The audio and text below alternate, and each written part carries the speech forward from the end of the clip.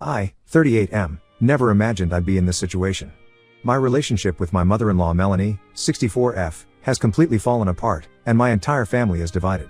It all started when Melanie destroyed the final birthday gift my late wife Edna had prepared for our daughter Allison, 16F, before she lost her battle with cancer last year.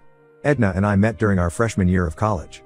We were both studying business, and she sat next to me in our economics class. We started dating after a few months and got married right after graduation. Edna was the kind of person who lit up every room she walked into. She had this incredible ability to make everyone feel special and loved. We had Allison when we were both 22, and our life was perfect until Edna got sick.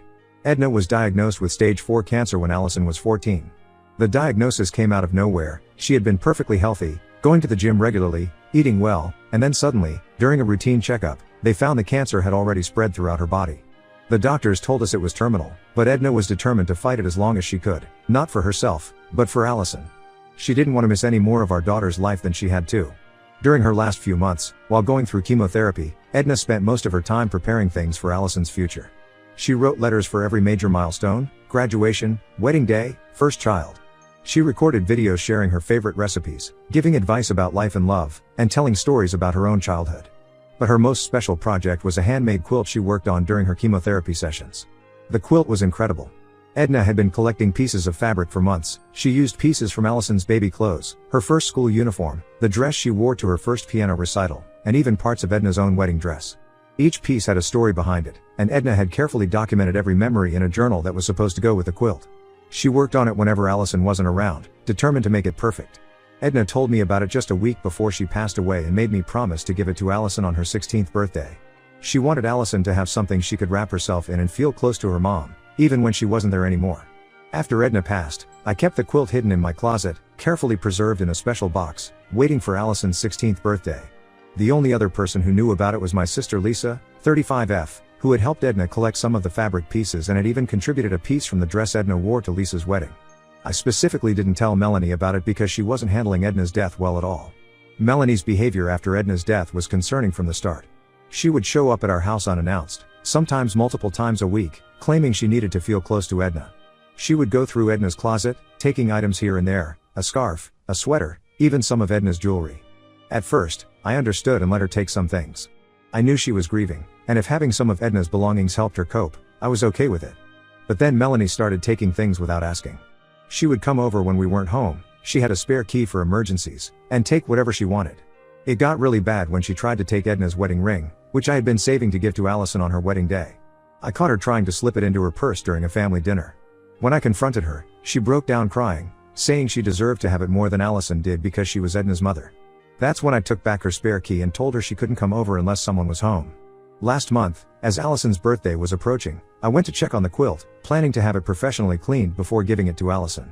But when I opened the box in my closet, the quilt was gone. I searched everywhere, tore the house apart looking for it, but it was nowhere to be found.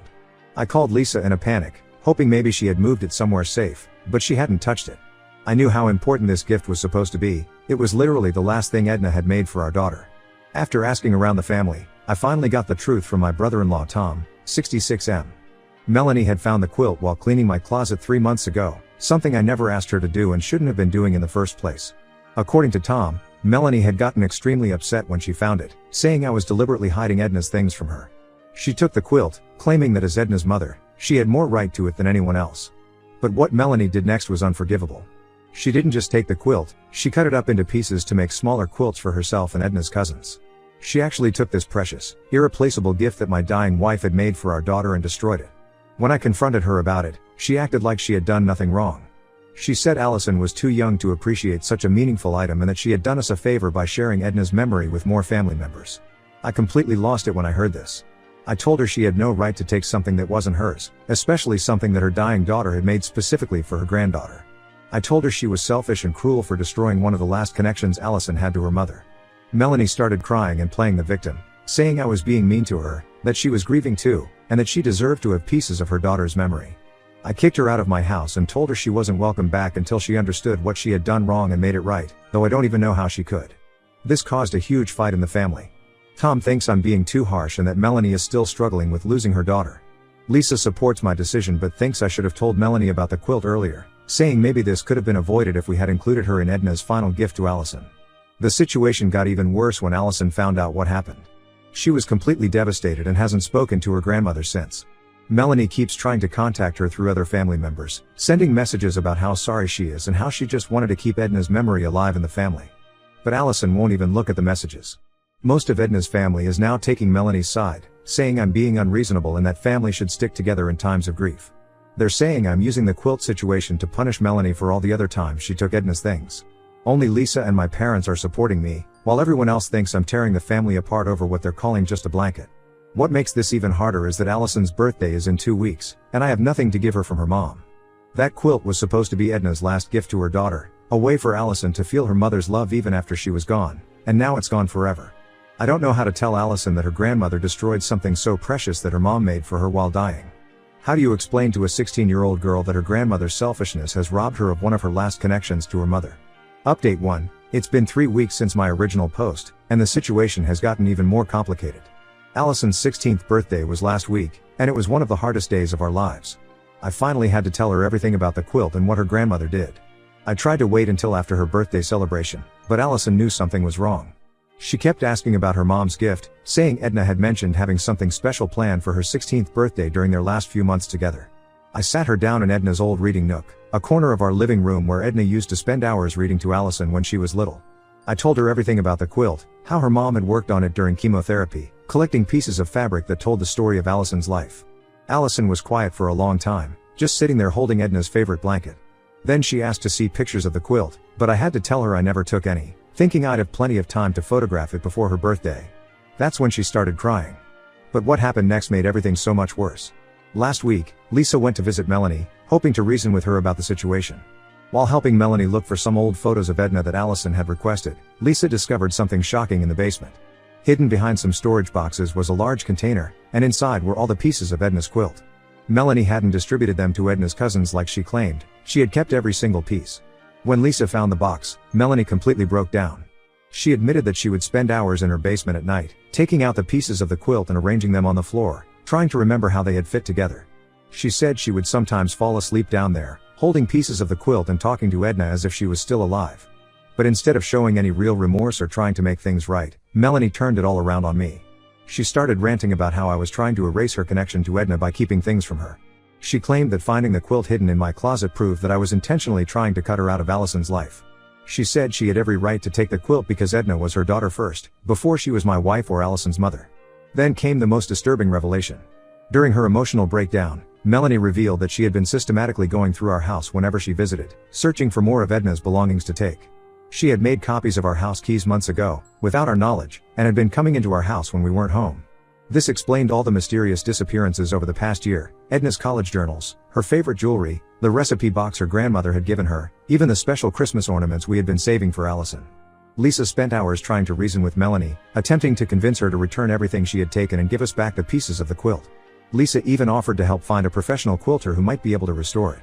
But Melanie refused, clutching the box of quilt pieces and saying these things were all she had left of her daughter. She accused me of poisoning Allison against her, saying I was trying to make my daughter forget about her real grandmother. When I told Allison about finding the quilt pieces, she insisted on seeing her grandmother. I was hesitant. Melanie had been sending increasingly manipulative messages through family members, trying to guilt Allison into forgiving her. But Allison was determined, so I agreed to let her go with Lisa. That visit turned out to be a disaster. Melanie spent the entire time crying and playing the victim, telling Allison how much she missed Edna and how no one understood her pain.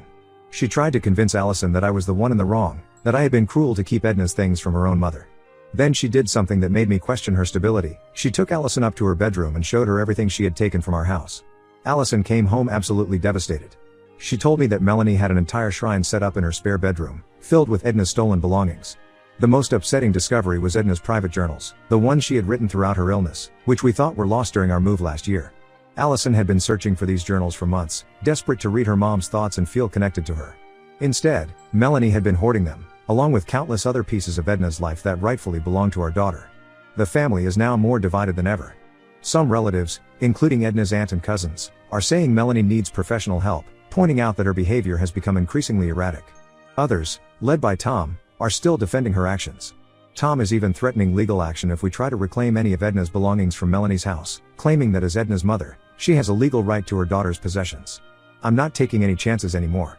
I've had all the locks changed in our house and installed a complete security system with cameras. Allison is having trouble sleeping, constantly worried that her grandmother might try to sneak in and take more of her mom's things. She keeps checking her jewelry box, making sure the few pieces of Edna's jewelry she has left are still there. The trust is completely broken now. Not just with Melanie, but with any family member who tries to defend her actions. How can anyone justify stealing a grieving child's connection to her dead mother? Update 2. It's been 2 months since my last update, and I discovered something that has completely shattered what little hope we had left of salvaging any relationship with Melanie. Last week, while going through Edna's old laptop to find photos for Allison's school project about family history, I found a folder of emails that Edna had sent to Lisa during her last months. These emails revealed something devastating about the quilt. It wasn't just a memory blanket. Edna had sewn 4 USB drives into the corners, each containing video messages she had recorded for Allison's future milestones. Reading through the emails, I learned that Edna had spent weeks recording these messages during her better days in the hospital. She had made videos for Allison's high school graduation, her 18th and 21st birthdays, her wedding day, and even for when she would have her first child. Edna had carefully planned everything, making sure Allison would have her mother's voice and guidance during the most important moments of her life. The discovery of these emails sent me into a panic. I immediately called Lisa, who confirmed everything. She had helped Edna set up the recording equipment in the hospital but had promised not to tell anyone about the videos until Allison received the quilt. Edna wanted it to be a complete surprise. I confronted Melanie about the USB drives, hoping against hope that she had found them before cutting up the quilt. At first, she denied knowing anything about them, but after showing her Edna's emails, she finally broke down. What she told me made me physically sick. Melanie admitted that she had found one of the USB drives when she cut up the quilt. Instead of telling anyone or trying to find the others, she watched all the videos by herself. She saw every single message Edna had recorded for Allison, moments that were meant to be private between mother and daughter. Then, in what she claimed was a moment of overwhelming grief, she deleted them all. Her explanation made everything worse. She said she couldn't bear listening to Edna talk about Allison's future, a future she wouldn't be part of. She was jealous that Edna had taken the time to record all these messages for Allison but hadn't left anything for her own mother. In her words, it wasn't fair that Allison got to hear Edna's voice during all her special moments while Melanie had nothing. The most heartbreaking part was that Melanie had found all 4 USB drives. She watched every video, every precious message Edna had recorded while dying, and then systematically deleted them all. She even emptied her computer's trash bin to make sure they couldn't be recovered. When I asked her how she could do something so cruel, she just kept repeating that it hurt too much to keep them. I had to tell Allison about the videos. She locked herself in her room for 2 days after finding out. The only sounds we could hear were her crying and playing the few voicemails she still had from her mom on repeat. She kept saying that she could have handled losing the quilt, but knowing she would never get to hear the messages her mom made specifically for her was unbearable. This revelation has caused another massive rift in the family. Even Tom, who had been Melanie's staunchest defender throughout this whole ordeal, was horrified by what she had done. He finally admitted to us that Melanie's behavior had become increasingly concerning over the past few months. He said she would spend hours talking to Edna's photos, claiming she could feel her daughter's presence in certain objects. She had even started telling people that Edna's spirit was guiding her actions. Some family members are still trying to play peacemaker. Edna's aunt suggested family counseling, saying we all need to heal together. Others are pressuring us to forgive Melanie, claiming she wasn't in her right mind when she deleted the videos. They keep saying that Melanie needs support, not condemnation. But how can we forgive something like this? Those videos were irreplaceable. They were Edna's last gifts to her daughter, her way of being present for moments she knew she would miss. Melanie didn't just destroy a physical object this time, she erased Edna's voice, her words, her final messages to her child. Those weren't hers to take. I can't help but think about all the milestones ahead, Allison's graduation next year, her wedding someday, her first child, moments when she should have been able to hear her mother's voice giving her advice and sharing in her joy. Now those moments will be that much emptier because of Melanie's selfishness. Update 3. After 6 months of tension, everything finally reached its breaking point last week, though not in a way anyone could have predicted. At 2 a.m. on Tuesday, our security system alerted us to movement in the backyard. The camera showed Melanie trying to pick the locks on our back door. She had apparently watched some YouTube videos about lockpicking and thought she could get in without setting off the alarm. When the police arrived, they found not only Edna's wedding ring in Melanie's pocket but also a bag containing tools and an empty photo album.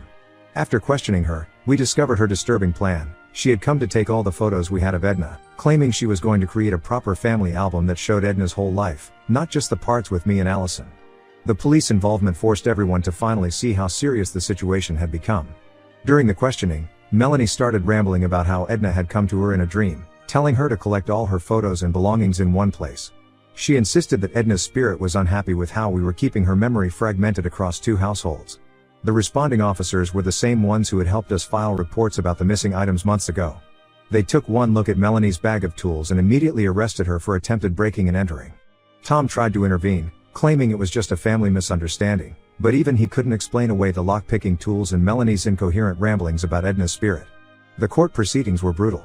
Melanie's lawyer tried to argue that she was acting out of grief and needed mental health support rather than punishment.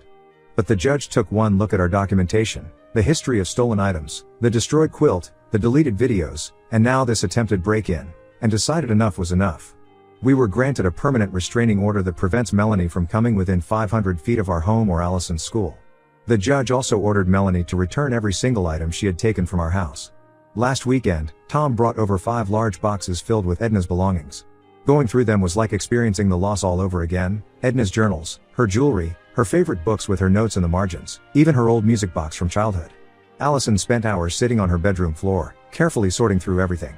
Each item she uncovered led to a fresh wave of tears, not just for the loss of her mom, but for the months she spent wondering where these pieces of her mother had disappeared to. Most of Edna's family has finally stopped pressuring us to reconcile with Melanie. Even those who initially defended her actions have admitted that this goes far beyond normal grief. They've seen how Melanie's obsession with possessing Edna's things has only gotten worse over time, not better. Some of Edna's cousins still occasionally reach out, suggesting we should at least let Melanie send letters to Allison or have supervised visits during holidays. But we're done. The trust is permanently broken, and we're not willing to risk any more of our peace of mind. Allison has made it clear she wants nothing to do with her grandmother, and I fully support her decision. Tom filed for separation last week, saying he can't handle Melanie's obsession with Edna anymore. He's staying with their son for now and has offered to be our intermediary if Melanie ever tries to contact us again. But honestly, we don't want any contact, direct or indirect. We're focusing now on healing and creating new memories while cherishing what we have left of Edna. The quilt and videos may be gone forever, but we won't let Melanie take anything else from us, especially not our peace of mind. Some family members still disagree with our choice to go completely no contact, but we know it's what's best for us. Sometimes the only way to protect yourself is to completely cut ties with toxic people, even if they're family. Or maybe especially if they're family.